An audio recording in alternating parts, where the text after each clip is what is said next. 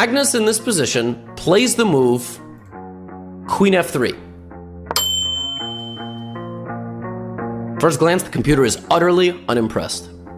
You know why? Because the computer finds one idea here, and it's a very simple idea. Queen F3 attacks the bishop and potentially wants to fight on that diagonal, and it is the justification of the bad move knight takes e1. But this shows you Magnus's genius. He plays Queen F3.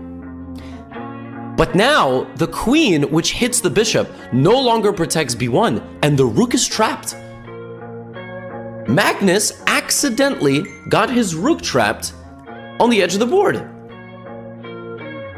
Or has he? Well, it turns out Magnus had an idea. What was going to be the follow-up of this move when the bishop waddled into the position and took the rook in the corner? Because this bishop covers the escape squares. It was to play d6. And now the knight is hit, the rook is hit, and the black queen is overloaded. Pawn to d6 is a ridiculous defensive resource. So Yu Yangyi plays rook b8. Now the queen no longer has to guard the rook because the queen no longer hits the rook and the knight can leave. Well, Magnus finds bishop a5 and just in time escapes with his rook.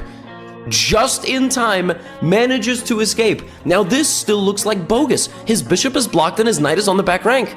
And not to mention, Yu Yangyi is going to have a pass pawn of his own. He plays d7. The idea of d7 is rook e8 check. Okay, simple enough, rook f8. Now you cannot play the move rook to e8 because that doesn't even do anything. You're not, all right, so what? You're not queening. There's nothing you can do. So Yu Yangyi plays pawn to c3. He is now 2 squares away from queening himself. Pawn to c3. Magnus here, cool, calm, and collected, brings the queen forward. I still don't see the threat. What is the threat?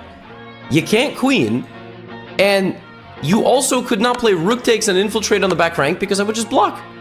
So, what's the idea of queen d5? Yu Yangyi plays bishop back to g6. He is now just 2 squares away from queening. In this position, Magnus plays queen to d6, and Yu Yangyi resigns.